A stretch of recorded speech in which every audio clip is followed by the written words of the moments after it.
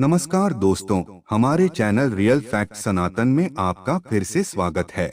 इस जन्म में मनुष्य योनि मिलने का अर्थ यह नहीं कि अगला जन्म भी इसी योनि में मिलेगा, क्योंकि जीवन मरण और अगला जन्म सब कुछ कर्मों के आधार पर ही तय होता है।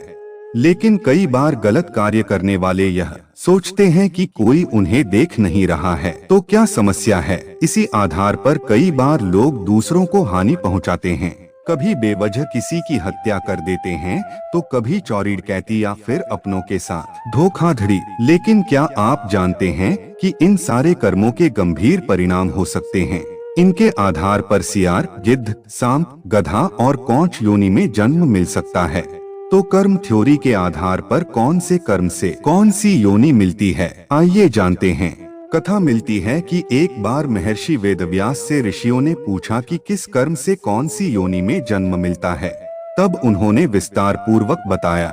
वेदव्यास जी ने बताया कि जो भी व्यक्ति पराई स्त्री के साथ संबंध बनाता है, उसे भयानक नरक भोगना पड़ता है। इसके बाद एक अलग अलग योनियों में भटकना पड़ता है। महर्षि वेदव्यास ने कहा कि हर स्त्री का आदर करना चाहिए, कभी भी किसी भी स्त्री को परेशान नहीं करना चाहिए, अन्यथा ऐसा करने वाले सबसे पहले भेड़िए के रूप में जन्म लेते हैं। इसके बाद वह कुत्ता बनते हैं, फिर सियार, गिद्ध, सांप, कौआ और बगुला बनते हैं। इन सभी योनियों में जन्म लेने के बाद उसे मनुष्य योनि में जन्म मिलता है। महर्षि ने बताया कि बड़ा भाई पिता तुल्य होता है, इसलिए वह सदैव ही आदरणीय है। कभी भी किसी भी परिस्थिति में उसका अनादर न करें, अन्यथा कौछ नामक पक्षी के रूप में जन्म लेना पड़ता है। उसका जन्म काल 10 वर्षों का होता है। यदि इस दौरान उस पर ईश्वर कृपा दें, तो वह अगले जन्म में मनुष्य योनि में जन्म लेता है। वेदव्यास जी ने बताया कि चोरी करना हमेशा ही गलत है, फिर चाहे वह स्वर्ण हो या वस्त्र, इसके परिणाम भुगतने ही पड़ते हैं। उन्होंने बताया कि यदि कोई व्यक्ति वस्त्रों की चोरी करता है, तो वह अगले जन्म में तोता बनता है। वहीं सुगंधित पदार्थों की चोरी करने वाले छछूंदर के रूप में जन्म लेता है। इसलिए कैसी भी परिस्थिति हो, लेकिन चोरी करने से सदैव ही बचना चाहिए। महर्षि ने बताया कि यदि कोई व्यक्ति किसी का कत्ल करता है, तो यह जघन्य अपराध की श्रेणी में आता है। ऐसा कर्म करने वाला अगले जन्म में गधा बनता है।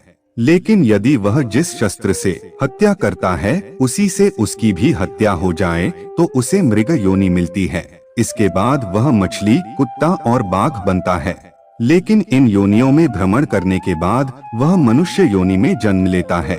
वेदव्यास जी ने बताया कि जो व्यक्ति सदैव दूसरों की मदद करता है, पशु पक्षी और अन्य जीवों पर दया करता है, जरूरतमंदों की मदद करता है और निस्वार्थ भावना से संचित धन का उपयोग धार्मिक कार्यों में करता है, तो ऐसे व्यक्ति अगले जन्म में मनुष्य योनि में ही जन्म लेते हैं। साथ ही समाज में अच्छे कार्य करके दूसरों को लाभान्वित करते हैं।